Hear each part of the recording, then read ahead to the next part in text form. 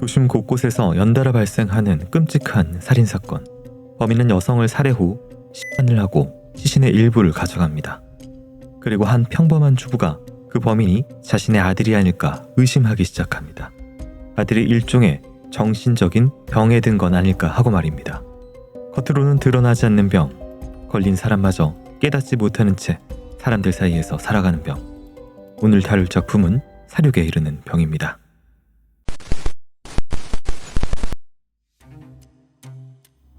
가모우 마사코가 대학생인 자신의 아들이 범인이 아닐까 의심을 품기 시작한 때는 봄이 오지 않은 2월 초순이었다. 아들의 태도가 이상하다는 생각이 들자 마사코는 그만두었던 아들의 방 염탐을 다시 시작했다. 미노루가 점심을 먹고 시험 때문에 학교에 간 뒤 마사코는 아들의 방으로 들어갔다. 아들의 방에는 오디오, 비디오, 레이저 디스크 등 AV 기기들이 가득했다. 여아 연쇄 유괴 살인 사건의 범인이 잡혔을 때는 충격을 받았지만 아들은 그 범인처럼 호러 비디오나 롤리타 취향의 것은 안 보는 듯했다. 남편의 외도 증거를 찾는 여자처럼 늦게 귀가하는 아들의 채취를 맡아봐도 여자 향수나 비누 냄새는 나지 않았다. 방이 여느 때와 같다는 사실을 확인하고 마사코는 쓰레기통을 열어봤다. 깊은 곳에 검은 비닐이 둘둘 말린 채 버려져 있는 게 보였다. 봉투 바닥에는 액체가 담겨 있었다. 안을 들여다보는데 숨이 막힐 듯한 쇳내가 풍겼다. 안다. 이게 무슨 냄새인지 안다. 피다. 우리 애는 결코 그런 짓을 할 리가 없다. 결코 사람의 피일 리가 없다. 그렇게 생각하면서도 마사코의 다리는 벌벌 떨려 서 있을 수 없었다. 아, 이 애가, 우리 애가 대체 무슨 짓을. 추워요. 게임센터에서 우연히 만난 에리카라는 소녀는 어린애처럼 응석을 부리며 미노루의 팔에 달라붙었다. 봉긋한 가슴이 팔꿈치에 닿았다. 오늘 밤 잘 곳 없지? 에리카는 눈을 내리깔고 고개를 끄덕인다. 러브 호텔을 발견해 방에 들어가자 에리카는 목욕을 하고 싶다고 했다. 더 업무를 받는 동안 CD를 뜯어 오카무라 다카코의 앨범을 CD 플레이어에 끼운다. 미노루가 콧노래로 다카코의 꿈을 포기하지 말아요를 따라 부른다. 목욕을 마친 에리카가 나와 본격적인 전이가 시작될 때도 이어폰으로 같은 노래를 듣는다. 꿈을 포기하지 마. 수정처럼 맑은 다카코의 목소리가 들린다. 그 순간 기분이 이상해. 가장 좋아하는 부분에서 소녀의 목소리가 끼어들자 미노루가 거칠게 그녀의 입을 막는다. 식사도 실컷 하게 해줬고 목욕도 하게 해줬다. 기분도 약간이나마 좋게 만들어줬다. 이젠 슬슬 내 차례다. 에리카의 신음에 미노루가 속으로 혀를 찼다. 지금도 이런데 20살이 넘으면 건물 밖까지 들릴 만큼 큰 소리를 내는 건 아닐까? 역시 여자란 골치 아픈 동물이다. 그렇다. 살아있는 여자는, 착한 여자는 죽은 여자뿐이라는 어디에선가 들어본 농담을 떠올린 미노루가 킥킥 웃으며 소녀의 목 아래 검은 허리띠를 넣고 노래에서 제일 좋아하는 부분이 나오는 순간 힘주어 그걸 잡아당겼다. 에리카가 눈에 흰 자위를 드러내며 온몸에 경련을 일으킨다. 경련이 완전히 가라앉기를 기다린 미노루가 허리를 움직이기 시작했다. 곧 절정에 이르렀다. 사랑해. 이제는 움직임이 없지만 그녀도 그렇게 느끼는 게 틀림없다고 생각했다. 안녕하세요. 오랜만에 뵙습니다. 김부들입니다. 안녕하세요. 소설 쓰는 임태훈입니다. 네, 작가님 오랜만입니다. 한 달 넘게 네, 걸린 것 같죠? 한 달도 더 넘게. 네. 그래서 네 번째 촬영인데 네. 첫 촬영보다 더 긴장되는 느낌이에요. 다시 세팅됐어. 뇌가 세팅됐어. 리셋됐어. 네. 자, 작가님 혹시 뭐 병 같은 거 있으세요? 뭐 흔히 한국인들에게 많다는 반박 못하면 죽는 병이라든지. 저는 아시겠지만 스포일러를 들으면 발작하는 병이에요. 그래서 살면서 주먹질을 딱 2번 해봤거든요. 네. 학창 시절에 그럴 수 있잖아요. 네. 2번 다 내가 읽던 소설의 뒷내용을 이 망할놈의 친구들이 스포일러 하는 바람에. 네네. 물론 둘 다 졌죠. 선빵은 제가 먼저 날렸습니다. 반대로 그런 분들도 있어요. 이게 딱 책 보다가 이만큼 보다가 결론부터 있어. 네. 제가 왜 병이냐면 그런 분들을 봐도 발작이 그 오늘 작품은 뭐 이런 장난이 아니라 정말로 좀 무서운 병, 사륙에 이르는 병에 대해서 한번 다뤄보도록 하겠습니다. 이 책은 제가 악명을 좀 듣고 너무 궁금한데 도대체 어느 정도길래 그렇게 악명이 있는 거야? 그래서 찾아봤는데 이게 저는 소설책에 이렇게 밀봉 그 비닐 포장된 걸 처음 봤어요. 거의 없습니다. 네. 소설책에 밀봉을 해놓는다는 건 네. 또 19금 표시가 이렇게 딱 여기 띄어 닫혀 있잖아요. 있죠. 네.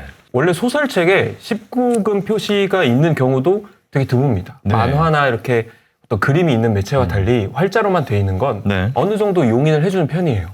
즉 선정적이거나 폭력적이거나 할 경우에 이렇게 밀봉하고 19금을 딱지를 붙이는데 네. 이 작품은 선정적이고 폭력적이고 둘 다 있죠. 이 살육이라는 제목이 사실 일반적인 언어로 보통 평상어로 쓰지는 않잖아요. 살육. 사륙에 이르는 병의 육은 고기육으로 보통 오해하시는데 네. 죽일 륙입니다. 륙. 아, 그러네요. 도륙하다 할 때. 그렇죠. 이 단어가 왜 무섭냐면 죽일 살 더하기 아. 죽일 륙이에요. 아유. 그래서 살인과 사륙이 어떤 뉘앙스 차이가 나는지 우리는 보통 심정적으로 느끼잖아요. 사륙이 훨씬 더 무게감이 있고 네. 뭔가 살벌하게 느껴진다라는 생각을 하게 되죠.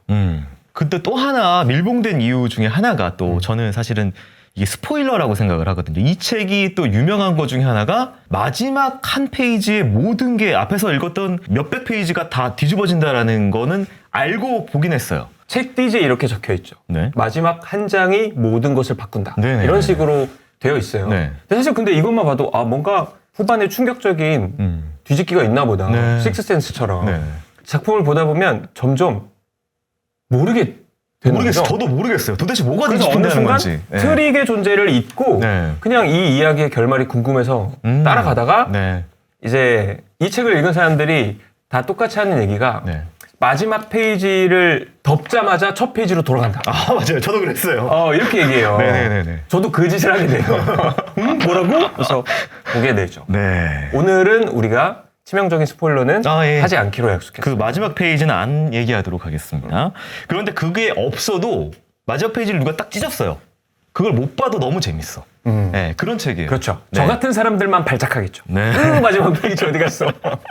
그래서 저희가 앞서서 첫 번째 액트 1에서 주요 인물 2명이 나옵니다. 가무가의 이제 마사코 엄마 역할로 나오고 아들 역할로 나오는 미노루 이렇게 2명이 나오게 되는데요. 먼저 이제 미노루가 어떻게 보면 이 병에 걸린 주인공이기 때문에 미노루 캐릭터부터 한번 얘기를 해보도록 하겠습니다. 미노루 캐릭터는 살인에 눈을 뜨기 시작해서 네.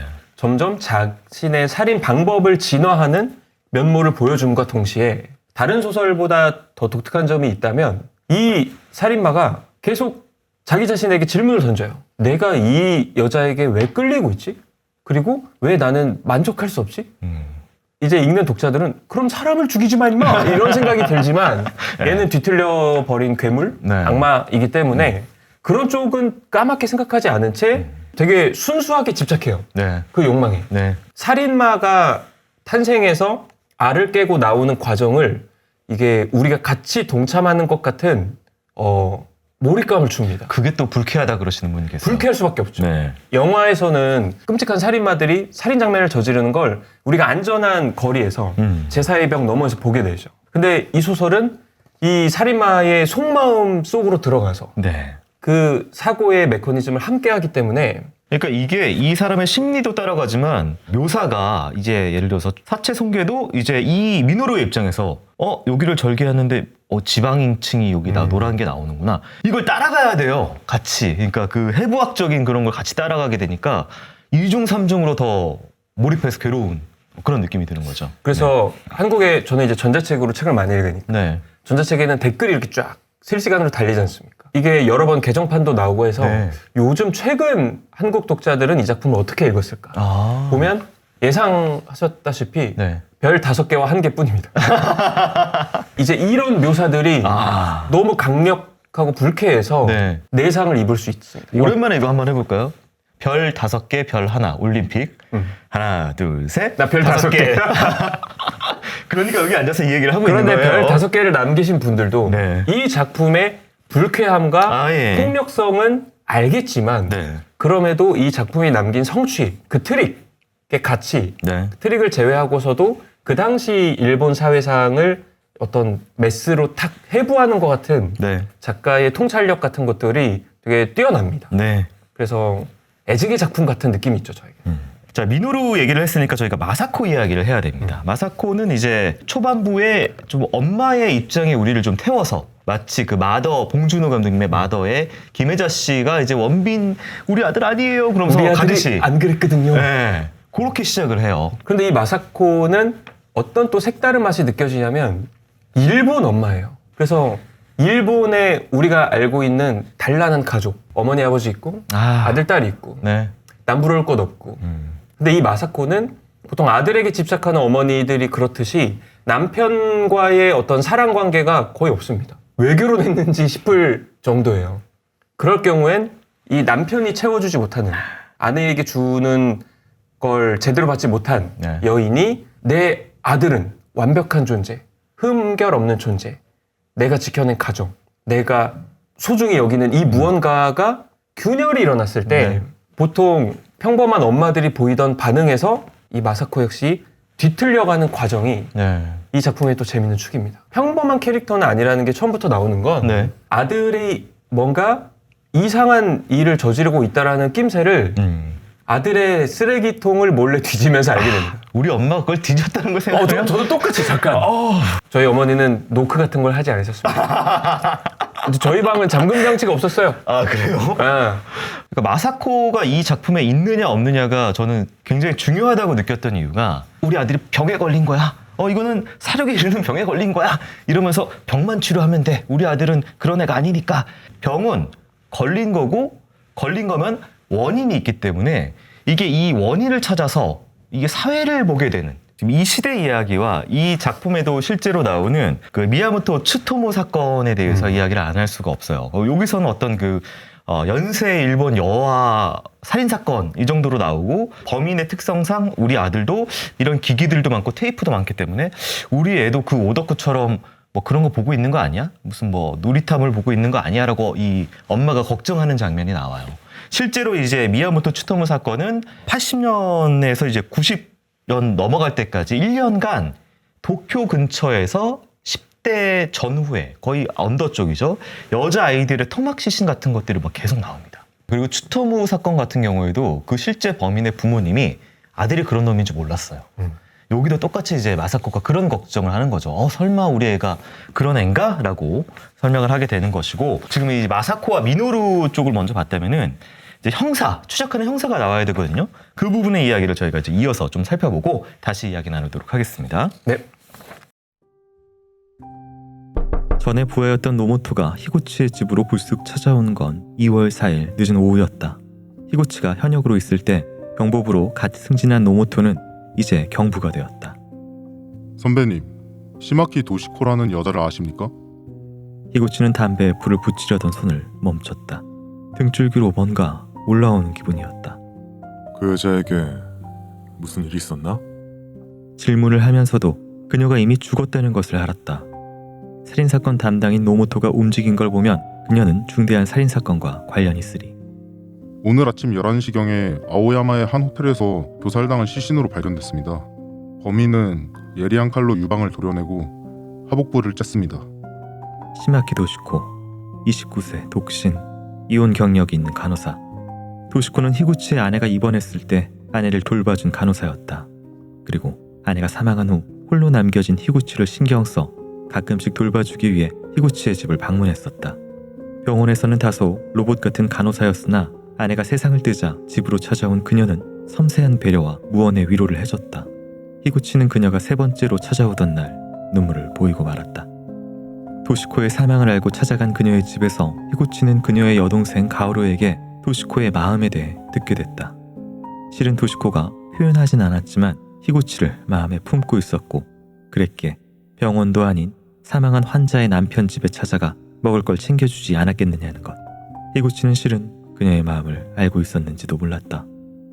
히구치는 도시코의 장례식에 가지 않고 종일 이불을 뒤집어 쓰고 지냈다. 집에 남은 먹을 거라곤 건어물과 인스턴트 라면. 도시코가 자주 했던 말이 떠올랐다. 염분이 많으니 스프는 조금 넣고 우유를 조금 섞는 것이 괜찮다고 했다. 장례식 2, 3일 뒤 히구치는 도시코의 말대로 라면을 만들었다. 속이 미식거리는 냄새가 났지만 참고 그걸 전부 먹었다. 다음날도 그 다음날도 계속 그렇게 먹었다. 먹을만 해서가 아니다. 속죄다. 이런 게 속죄가 될 리가 없다는 것은 잘 안다. 하지만 달리 아무것도 할 수가 없었다. 한 달간 그렇게만 식사를 하던 히구치가 정신이 든 건 병원의 병실이었다. 영양실조였다. 눈을 뜨니 죽었을 도시코가 걱정스러운 표정으로 옆에 앉아 있었다. 그녀에게 미안하다고 말하자 그녀가 고개를 갸웃했다. 아니다. 도시코가 아니다.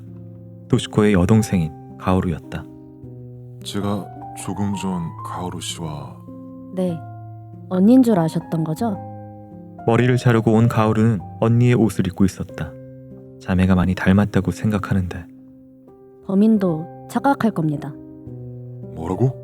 지금 무슨... 가오루는 히구치에게 부탁을 하러 왔다고 했다.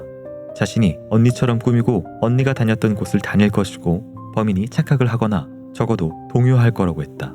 그럼 자신은 그 동요의 반응을 알 수 있을 거라고 했다.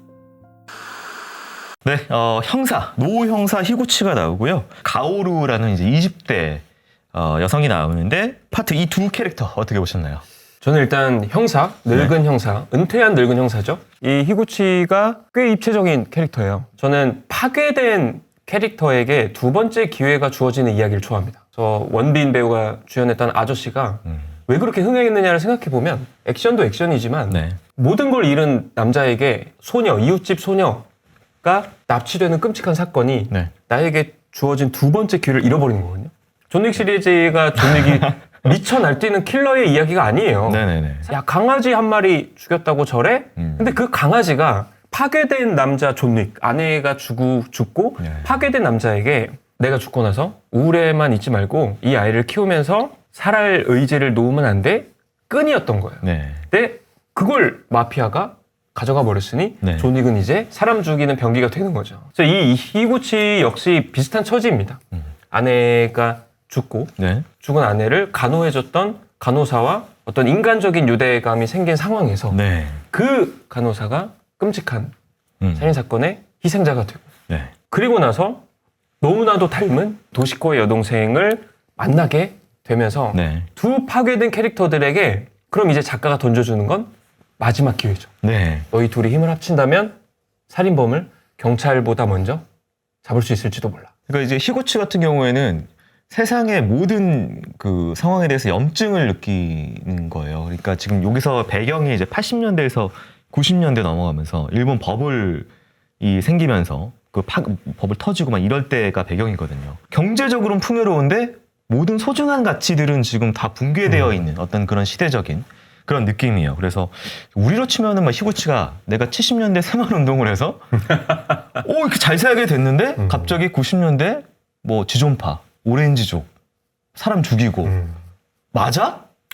뭐 이런 느낌일 것 그런 같아요. 느낌이죠. 예. 코엔 형제가 만들어낸 노인을 위한 나라는 없다도 거기 주인공으로 나오는 보안관이 할아버지예요. 네네. 이해를 못합니다. 내가 이제 너무 늙었나?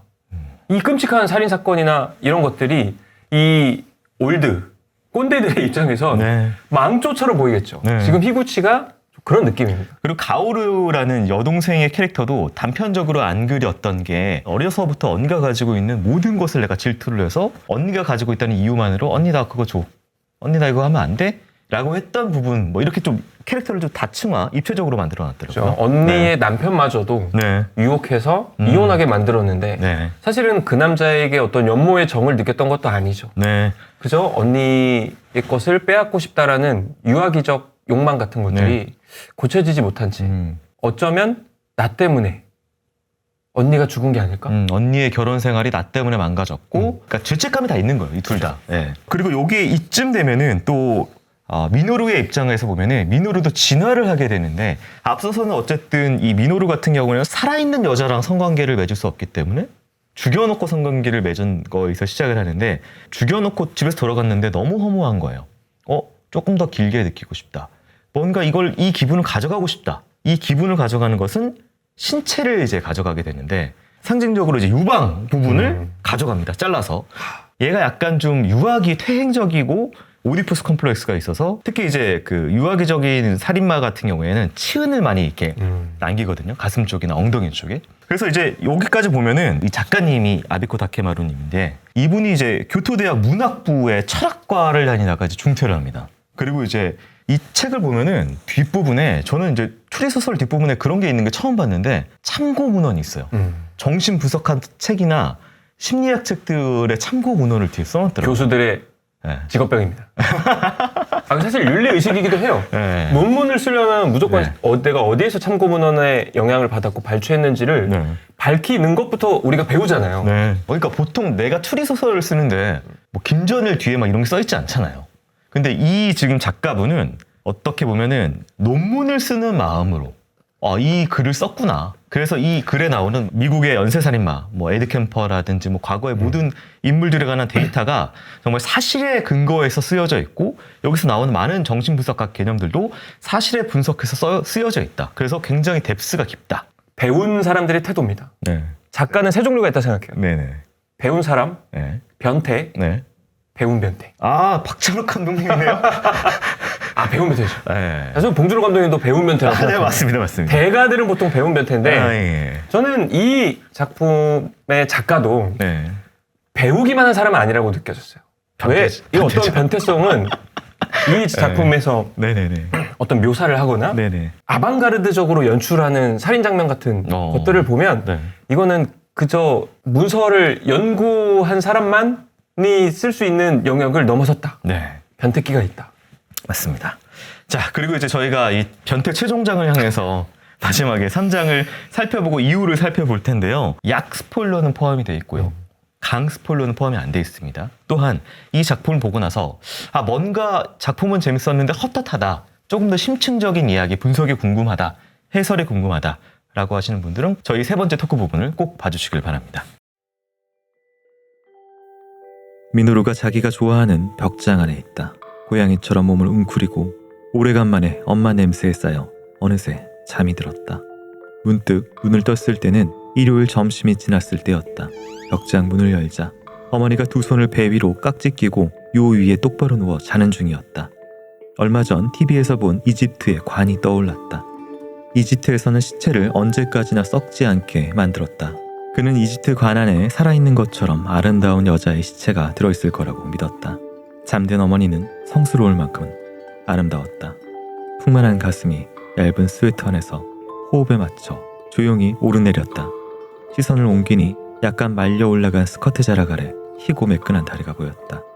심장이 심하게 요동치기 시작했다. 그는 어젯밤 아버지가 어머니의 몸 위에 올라타 괴롭혔던 장면이 떠올랐다. 작은 손을 어머니 쪽으로 뻗었다. 그 순간 잠에서 깨 자신이 방 안에 있다는 걸 깨달았다. 어린 시절의 옛일 마키와 보낸 밤을 녹화한 비디오 테이프를 보다가 잠이 든 모양이었다. 그는 허망함에 빠졌다.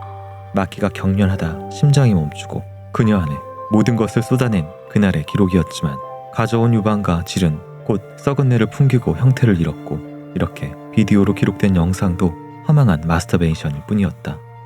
다시 한번, 딱 한 번만 더 최고의 궁극의 여성을, 구원의 천사를 찾아야 한다.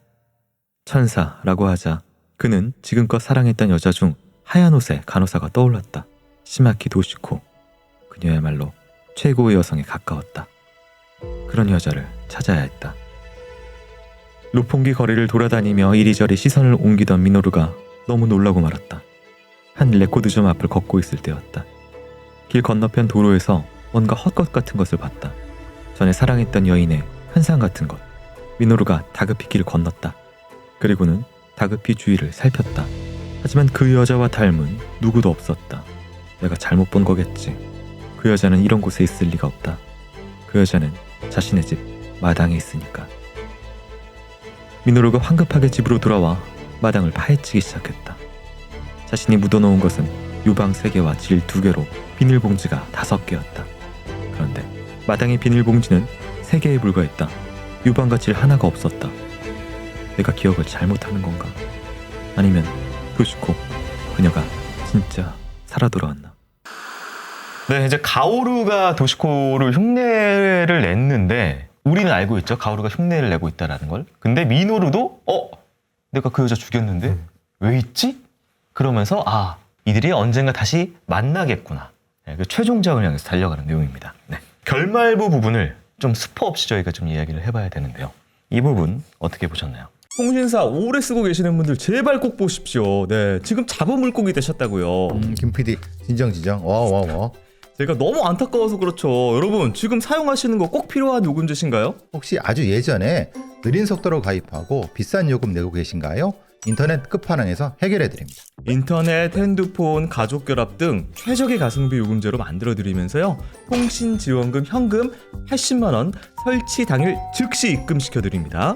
이 80만 원 안 받으면 나만 손해 보는 겁니다. 80만 원 지원금에 합리적 요금 설계로 결합 할인해서 최대 72만 원까지 더 챙겨드립니다. 인터넷 끝판왕은 판매 마진이 아니라 가입자 유치가 더 중요한 업체라서 유치를 위해서 마진 줄이고 사은품 더 드리기 때문에 이게 가능합니다. 혹시라도 현금 사은품을 더 주는 곳이 있다면 차액 150%를 보상합니다. 가입 안 하셔도 되고 견적만 보셔도 스타벅스 커피 쿠폰을 드립니다. 1666-9743 365일 상시 상담 가능합니다. 더보기나 고정 댓글에 링크 통해서 들어가실 수 있으니까 꼭 80만 원 챙기시고 요금제 더 싸게 낮추시길 바랍니다. 요금 솔루션은 인터넷 끝판왕. 저는 이 작품의 어떤 묘미? 왜냐면 백미라고 하려면 백미는 또 결말이니까 네. 묘미는 요 두 개의 파트가 교차 진행되면서 독자들 좀 숨막히게 합니다. 네. 그리고 당연히 독자들은 이 살인마가 잡혀서 처벌받기를 갈망하게 되고 그리고 스스로 연쇄살인마를 유인하는 미끼가 되려고 하는 이 가오루와 그 팀들을 응원하게 되죠. 제발 죽지 않았으면 좋겠는데. 그런데 여기서 또 작가가 무슨 장난질을 쳐놨냐면 이 작품의 첫 페이지에서부터 네, 맞아요. 불길한 상상을 할 수밖에 없는 장면으로 시작했다는 거죠. 네. 그리고 그 챕터의 이름은 정말 패기 넘치게 에필로그입니다. 아, 그래서 이 소설은 첫 페이지를 여는 순간 에필로그라고 써 있고 네. 장면이 나와 있는 거예요. 그럼 많은 사람들이 뭐라고 생각하냐면 이거 인쇄가 잘못됐나? 저는 3번을 읽었는데 이 작품을 3번 읽었을 때 매번 잠깐 뭐 인쇄가 잘못됐나? 근데 사실은 저는 이 추격극을 위한 장치였다고 생각해요. 네. 그렇게 첫 장면을 살인 현장에서 시작했기 때문에 네. 이 가오루가 그 살인 현장에서 피해자로 발견되는 건 아닐까? 지금 모든 장치들이 그렇게 흘러가고 있는데 네. 하면서 막 페이지를 넘기는 속도가 빨라지는 때가 요 파트입니다. 네, 맞아요. 기가 막히죠. 심지어 민호들은 아무나 죽이지 않아요. 정말 궁극의 여자, 그러니까 내가 정말 사랑에 빠질 만한 이게 너무 희귀한 거야. 그런 사람을 찾기가. 그래서 이제 그 영상물로 기록을 하기 시작을 하는데 이것도 미야모토 그 츠토무 사건에서 가져온 거죠. 그 작가님 혹시 영화가 기존의 매체랑 가장 큰 차이점이 뭔지 아세요? 영화라는 매체가 처음 나왔을 때. 글쎄요. 영화라는 매체는 편집을 할 수 있나? 그 앙드레 바쟁의 영화란 무엇인가의 첫 페이지가 나옵니다. 고대 이집트인들이 했던 가장 특이한 그 보존 습관이 미라를 만드는 것이다. 이 인간은 유한한 존재이기 때문에 무한성을 추구하기 위해서 인간이 했던 짓이 이 미라를 만들어서 영원히 보존하는 것인데 영화는 그 전에 뭐 여러 가지 그 매체에 없던 시간을 그 시간 단위로 그대로 기록을 해요. 시간을 기록했던 최초의 매체가 영화거든요. 츠토무가 했던 짓이 뭐냐면은 찍는 것 그리고 이제 우리 미노루가 했던 찍는 행위가 뭐냐면 이 순간을 그대로 박제해서 기록 가져오고 싶은 거예요. 영원히 이 시간마저 소유하고 싶은. 그렇게 보니까 또 이 작품의 여러 레이어가 느껴지는 게 네. 소설이라는 매체 특징은 또 네. 어떤 파괴력이 있냐면 강제로 몰입하게 만들어요. 네. 어떤 캐릭터의 1인칭 내면을 보여주면 그 사람이 어떤 인공지능이거나 외계인이어도 우리는 몰입할 수 있어요. 이 살인마는 방금 얘기했던 것처럼 이 나에게 너무나 소중한 이 순간을 왜 내가 그대로 만끽할 수 없지? 근데 이거는 그냥 우리가 평범한 사람들도 내 아이가 커가는 모습을 동영상으로 촬영하는 심리가 뭐겠어요? 이걸 나중에 이 아이가 다 컸을 때도 사춘기가 와서 방문 쾅 닫을 때도 아유 이렇게 귀여울 때가 있었는데 하면서 맞아요. 보려는 거죠. 네. 마치 그때 나에게 소중했던 시간을 재현하려는 거죠. 이런 욕망은 되게 보편적인 거거든요. 네. 그러니까 이 살인마의 발현 방식이 너무 불쾌하고 변태적인 것일 뿐이지 우리는 소설을 읽다 보면 얘 마음에 어느 정도 아주 살짝 네. 공명할 수밖에 없게 돼요. 네. 그래서 네. 이 작가의 멱살을 잡고 싶게 되는 거예요. 그래서 별 5개를 변태 하면서 또 찍게 배우는 되는 변태. 네, 되는 거죠. 그리고 이제 이 미노루가 오디푸스 컴플렉스 관련된 이야기가 이 후반부에 나오는데 약스포입니다. 약스포. 각 챕터의 시작에 조금씩 이제 그 그리스 로마 신화에서 크로노스 관련된 이야기가 나와요. 크로노스는 제우스의 아버지입니다. 그 유명한 그림이 있어요. 그 자식을 뜯어먹는 크로노스라고 해가지고 네, 크로노스는 아버지가 있었는데 아버지는 우라노스라는 하늘의 신이고 어머니는 가이아라는 이제 땅의 신, 하늘과 땅이 만나면 세상이 열리겠죠. 이 둘이 이제 그 결합을 해서 이제 크로노스가 생기는데 아버지가 이 가이아를 성적으로 너무 좋아해. 계속 동침을 하려고 해. 근데 크로노스가 무슨 짓을 하냐면은 아버지가 어머니를 동침을 하려고 하는 순간 가서 성기를 잘라서 던져버려요. 오디푸스 컴플렉스가 정확하게 나오잖아요. 그 부분에 관련돼서 이 미노루도 어렸을 때 아버지와 어머니가 동침하는 장면을 보게 됩니다. 그래서 그 장면이 나와요. 그 옷장 안에서 이제 미노루가 숨어 있다가 나와가지고 엄마 다리를 이렇게 만져보려고 하는 장면을 조금 전에 챕터 그 3장에서 제가 말씀을 드렸잖아요. 옷장이 정신분석학에서 해서 자궁을 뜻하거든요. 나만의 아늑한 곳. 네, 공간이. 자궁 안에 있고 싶고 엄마 안에 있고 싶고. 저도 어렸을 네. 때 뭔가 어른들에 혼나거나 네. 옷장 너무 좋잖아요. 형들한테 이불 속에. 꼬지를 당했을 때 또 옛날 이불은 무거워요. 맞아요. 거기 푹 들어가 있으면 맞아요. 마치 세상으로부터 차단되고 나만의 안전한 곳에 있다. 그 장롱이 여성의 자궁에 은유될 수 있다라는 사실은 또 이제 미노루가 그 도시코랑 만났던 가게 이름이 생각해 보면은 미러 온더월. 원더월입니다. 근데 미러 원더월이 뭐냐면은 백설공주에서 거울아 미러 원더월 이러면서 불러가지고 누가 제일 예쁘냐라고 새엄마가 물어보는 게 그 대사예요. 네, 거기서 만나거든요. 미노루가 거울을 보면서 잘 나온 그 가슴을 자기 몸에다 대보면서 그렇죠. 이런 장면도 나오잖아요. 양들의 침묵에 네. 등장하는 살인마가 있잖아요. 네. 그 살인마도 여자 이 죽인 여자들의 피부를 이어붙여서 옷처럼 입어보고 자기가 입어보죠. 막 여자처럼 춤을 추죠. 네. 근데 여기서도 보면은 미노루가 거울을 보다가 뭘 깨닫냐면은 자기가 자기 엄마 얼굴이랑 똑같다고 앞에 나오잖아요. 엄마를 닮아서 미남이다. 근데 자기가 엄마의 얼굴도 보이고 자기가 죽였던 모든 여자들이 엄마를 닮았네? 그렇죠. 아주 후반부에 깨닫게 되는 장면이죠. 내가 엄마를 닮은 여자들을 죽여왔구나. 엄마와 닮은 여자들의 사랑을 느껴서 죽였구나. 엄마를 죽여야 되겠다. 라는 생각을 이어지게 되는. 그래서 이 오디푸스 컴플렉스랑 에드 캠퍼 이야기까지 이렇게 쫙 설계를 소름 돋게 작가님이 처음부터 이렇게 해놨더라고요. 저 너무 그 부분에 대해서 두 번째 읽을 때 그걸 깨닫고 너무 충격적이었어요. 그리고 저는 이 작가님이 영화도 많이 보셨을 거라고 확신하는 어떤 지점이 있어요. 소설에서 플래시백이라는 개념이 있잖아요. 네. 이 현재를 진행하다가 갑자기 과거로 주인공이 돌아가는, 네. 과거 이야기를 쭉 소설로 풀어내는 거. 네네. 소설이 영화보다 훨씬 오래된 매체니까. 그 기법이 소설이 먼저 개발했을 거라 착각하지만 네. 소설가들이 그 기법을 쓰기 시작한 건 영화를 보면서부터였다. 영화는 편집이 가능하고 네네네. 갑자기 현재의 이야기를 하다가 과거 장면이 삽입되잖아요. 네. 그걸 이렇게도 연출이 가능하구나 해서 현대 소설가들은 이 시간대를 옮기는 교차 편집 같은 기법을 영화에게서 좀 훔쳐왔거든요. 네. 그래서 그런 기법이 이 작품의 클라이막스에 정말 기가 막히게 네. 편집돼요. 네.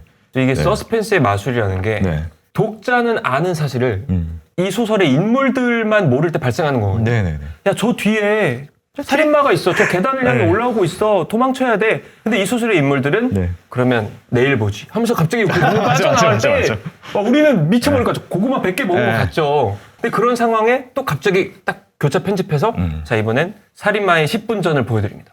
이 살인마가 왜 여기를 오게 되었는지. 그런 연출들이 되게 좀 영화적이다? 네. 이런 느낌을 받았어요. 그리고 이제 저희가 마지막으로 제목 이야기를 안 할 수가 없습니다. 사륙에 이르는 병은 사실 죽음에 이르는 병이라는 책에서 나왔다. 이 네. 작품은 철학서와 신학서를 저는 반반씩 섞어놓은 책이라고 생각합니다. 네. 쉽게 말해 이 작품에서 죽음에 이르는 병은 절망으로 지칭돼요. 즉 인간이 절망에 걸리면 천천히 죽음에 이르는 병으로 가게 되는데 네. 가장 무서운 절망은 본인이 절망 상태인 줄도 모르고 절망에 빠져 있는 겁니다. 네. 근데 대다수의 현대인들이 내가 불행한 줄도 자각하지 못한 채 쳇바퀴 구르듯 불행하게 살고 있잖아요. 내 얘기잖아. 그것도 절망이라고 얘기하는 거예요. 네. 그렇게 몰입을 시키다가 그럼 이 상태를 어떻게 벗어나야 돼? 하면 이 책의 후반부는 자 이제 신학서이기 때문에 이 절망을 극복하고 구원받을 수 있는 길은 결국 신의 이야기 메시지를 겸허하게 받아들이는 거다로 가는데 네. 이 어떤 종교 철학서가 일본 문화권으로 들어왔을 때 네. 일본인들의 가슴을 울린 거예요. 그러면 이 책을 읽고 어떤 절망을 학습했느냐라기보단 자기들 마음속에 일어나는 어떤 이 갈증의 이름을 모르고 있다가 네. 이게 죽음에 이르는 병인 절망이구나. 그런데 그 일본은 어떤 전후 크게 패배하고 나서 본인들이 믿어왔던 승리할 것이라고 믿어왔던 가치들이 완전 박살이 나잖아요. 네. 진짜 절망이 폐허처럼 산산조각 주변에 흩뿌려진 거죠. 그래서 탄미적으로 추구하기 시작합니다. 근데 그런 작품들이 너무 옛날 얘기 아니야? 여러분, 저는 그게 에반게리온에도 있고 네. 체인소맨에도 있다고 생각해요. 그러니까 뭔가 파멸을 향해서 달려가는 주인공 이런 거 그죠? 말씀하시는 그 거죠? 네. 이름도 있어요. 모노노아 와레라고. 네. 마치 그냥 생명이 덧없이 쓰러져가는 무언가를 아름다움의 극치로 표현하는 거에 집착하는 미학의 형태가 있습니다. 그래서 이게 좀 한국적 정서랑은 조금 다른 거거든요. 네. 네. 근데 그 지점을 작가가 알고 오마주했죠. 작가 스스로도 밝힙니다. 네. 이 사륙에 이르는 병의 제목은 죽음에 이르는 병에서 가져왔다. 네. 그리고 이제 이 키르케고르가 실존론자이기 때문에 내가 나로서 존재하는 것을 주장을 하는 게 실존론이잖아요. 근데 죽음에 이르는 병이 내가 나로서 존재하지 못하기 때문에 그 절망에 빠지고 힘들다. 그런 얘기인데 되게 웃긴 것은 사륙에 이르는 병의 미노루는 내가 나로서 존재하지 못하는 것. 그러니까 내가 살인마인데 살인마로서 존재하지 못했던 그 지난 시간이 너무 나의 실존론적으로는 무가치했던 삶이에요. 미노루의 실존은 내가 살인자로서 존재하는 것이 나로서의 가치가 있고 이게 뒤틀려 완전 배운 변태인 거죠. 그 부분이. 네. 그 얘기를 한번 해볼까요? 네. 이 미노루가 살인을 하는 순간에 BGM처럼 깔리는 예. 노래가 있습니다. 꿈을 포기하지 말아요. 꿈을 포기하지 말아요. 라는 그 다카코라는 가수. 네. 이름을 또 까먹었어. 네. 이 소설을 보다가 중간에 반드시 한번 페이지를 덮고 근데 이 노래 진짜 있는 노래 하면서 검색해 보게 되거든요. 네. 그러면 되게 한국의 강수지 씨 같은 네. 그 청초한 일본 가수가 마치 황금 버블 시대의 낭만과 꿈을 노래하는 노래예요. 몽글몽글해요. 음악이. 진짜 노래 가사가 네. 꿈을 포기하지 말아요. 지금 힘들더라도 계속 달려나가야 해요. 언젠가 닮은 사람을 만나 사랑할 수 있을 거예요. 라는 가사예요. 네. 그리고 멜로디도 되게 희망차. 네. 근데 이 미노루는 갈증을 갖고 있는 캐릭터잖아요. 나는 이 여자들을 영원히 사랑하고 싶은데 자꾸 죽어버려. 영원할 수 없어. 신체가 썩어버려. 근데 그때마다 첫 번째 희생자가 들려줬던 그 노래. 꿈을 포기하지 말아요. 언젠가 닮은 사람을 만날 수 있을 거예요. 원래 노래 가사를 보니까 네. 우리와 당신처럼 열심히 노력하는 착한 사람을 언젠가 만나 사랑할 수 있을 거예요 라는 가사였던 것 같아요. 네. 주어가 없어. 네. 근데 민호루의 마음속에는 내가 죽이는 이 여자들과 또 닮은 여자를 만날 수 있을 테니 계속 살인마의 꿈을 포기하지 말아요로 바꿔 듣고 있는 거죠. 네. 근데 멜로디는 되게 밝아. 하여튼 들어보시면은 그 성행위를 하면서 살인을 하는 거잖아요. 둘 다 집중할 수 없는 음악이에요. 너무 아름다워. 그래서 이게 몽글몽글하고. 소설은 이게 뭐 어떻게 그려질까로 좀 읽는 사람의 상상력에 따라 퀄리티 차이가 있는데 네. 이게 흥미롭게 연출된 걸 여러분 보시려면 박찬욱 감독의 어쩔 수가 없다라는 영화에 네. 모두가 명장면으로 꼽는 고추 잠자리 씬이 있습니다. 네. 이제 살인을 막 저질러야 하는 그 순간 살인 대상은 나에게서 정신이 팔린 그 순간에 어이없는 음악이 깔립니다. 아마 나는 아직은 근데 그것도 가사를 보면 네. 엄마야 나는 왜 아직 이러고 있지? 나에게 길을 알려줘 엄마라는 거예요. 네. 내가 이게 옳은 건가? 내가 지금 AI에 대체되기 전에 이제 어떻게든 내가 취업을 해야 되는데 영화 내용이 그거잖아요. 네. 그 질문을 응축한 노래가 조용필의 고추잠자리예요. 네. 사륙에 이르는 병에 꿈을 포기하지 말아요가 아이러니하게 희망을 노래하는 거지만 네. 미노루와 공명하고 있잖아요. 네. 미노루의 상황과 정확히 맞아떨어지잖아요. 어쩔 수가 없다 해서도 이병헌의 그 상황이 고추잠자리 가사랑 기가 막히게 맞아떨어지는 거예요. 네. 배운 변태들은 이런 짓을 할 수 있습니다. 그러니까 아이러니하게 안 어울리는 걸 그죠? 붙여서 의미를 발생시키는. 그러니까 뭐 이런 여러 가지 미스터리나 스릴러, 서스펜스 장르 좋아하시는 분들 그냥 맥락 없는 인간지네 이런 거 보기 싫고. 그래서 진짜. 이 작품은 그런 작품은 네, 아니에요. 근데 뭔가 의미가 있는 작품을 보고 싶은데 오늘은 뭐 엽떡 최고 단계로 먹고 싶다. 그럴 때 꺼내면 딱 좋을 책입니다. 최고 단계의 하지만 의미를 남기는 그런 작품. 그래서 이게 보통 반전을 얘기할 때 네. 기분 좋게 속았다 하는 유형이 있고 네. 기분 더럽게 당했다 유형이 있죠. 네. 근데 이 작품은 저는 기분 좋게 속았다고 생각해요. 네. 자, 저희 오늘 크라임 와처는 사륙에 이르는 병을 좀 다뤄봤습니다. 작가님이랑 좀 오랜만에 만나서요. 사실 시작 전에 저희가 이 작품에 대해서 할 얘기가 너무 많아서 오늘 방송 막 2-3시간 할 것 같다라고 얘기를 하긴 했지만 이래놓고 또 집에 가면서 생각합니다. 그 얘기 못했네. 저희 다음 작품은 뭐 한 가지 저희끼리 얘기를 한 부분은 일본 거 너무 많이 했으니까 좀 벗어나서 다른 나라 것 뭐 해보자라고 했는데 어떤 게 과연 될지는 뭐 저희도 모르겠습니다. 댓글로 많이 남겨주시면은 네. 저는 확장을 해보고 싶어요. 네. 우리가 소설이나 만화를 많이 했지만 네. 영화나 드라마를 다룰 수도 있는 거고 네. 한국 작가들의 작품 세계를 또 건드려볼 수도 있겠죠. 네, 작가님 정말 오랜만에 뵈서 너무 반가웠고 다음 시간에 저희 뵙도록 하겠습니다. 여러분도 모두 스포일러 당하지 않는 행복한 일상 되세요. 감사합니다. 감사합니다.